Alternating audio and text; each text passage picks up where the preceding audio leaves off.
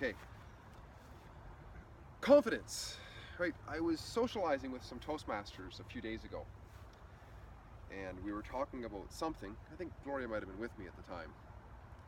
And we were talking about how sometimes when we say something or somebody says something to us, we don't really understand it. Or we might be talking to a bunch of people and everybody needs a little bit of a different angle. Like for you to get it needs a certain angle, for you to get it might need another angle. And for me, sometimes when I'm trying to understand something, get the grasp of something, I will revisit the topic over again and try to go at a different angle. And this is what I'm going to do tonight, although some of it will be a review. Now, and you've heard me say it before, first thing I'm going to talk about is just to mention off the cuff, because it's already been talked about before, is the mission statement. Because right in the mission statement is confidence. We do a bunch of things here and it says resulting in greater self-confidence and personal growth. So it really applies to us here at Toastmasters. And all through my life, I've had, especially at certain times, real big challenges with confidence in different areas. So I've come up with this idea, and some of you have heard me mention it before, that confidence is a little bit like physical strength, right? We maintain our physical strength through activities. If we become very sedentary, we can actually notice our physical strength going down. But if we maintain a certain physical activity, we maintain it. And I find that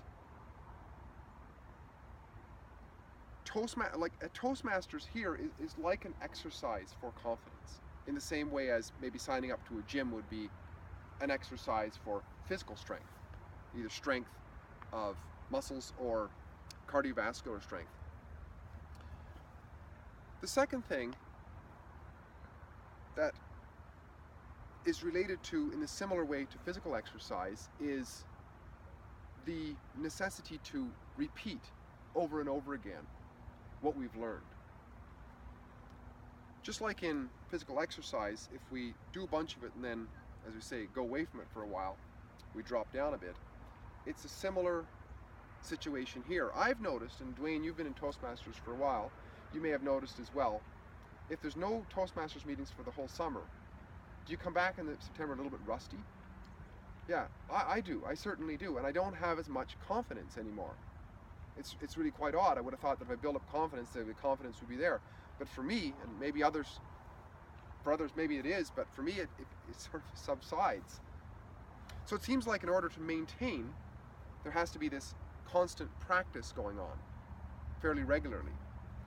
And it's interesting, a lot of people who achieve very well in their lives practice. I was thinking in terms of hockey players. They could be very professional and many years into the trade, the sport, and yet they go to practice every week. Musicians practice regularly. We even have, at our Toastmasters club, we have the symphony orchestra sometimes will come in and practice right beside our Toastmasters group and sort of drowns us out with sound sometimes. But think about the symphony orchestra. How advanced are they? But they practice. Also, I noticed that doctors and lawyers also practice. And they charge us while they practice. What's the name of a lawyer's business? It's a law practice, right? A doctor's office is a doctor's practice. So they practice. So maybe that's telling us something that we should practice. And there's a guy that I like to watch his videos sometimes. His name is Jesse Ferguson. He's a Canadian folk singer and guitar player. And I was trying to learn his strum. He has kind of a boom chugga chugga strum.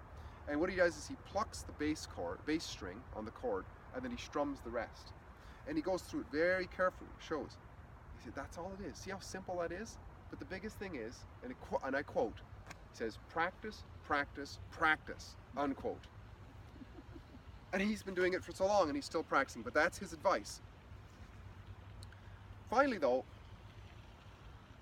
the third thing is that we, just like in physical exercise, where we can do a similar exercise over a period of time, we maintain a certain level of fitness, but we'll plateau there. if we want to increase our confidence in the same way as if we want to increase physical strength, we must steadily up the stress level in the area that could improve us. And we see that here at Toastmasters, right? We first come into Toastmasters. Janice, you're a guest tonight. Would you like to introduce yourself?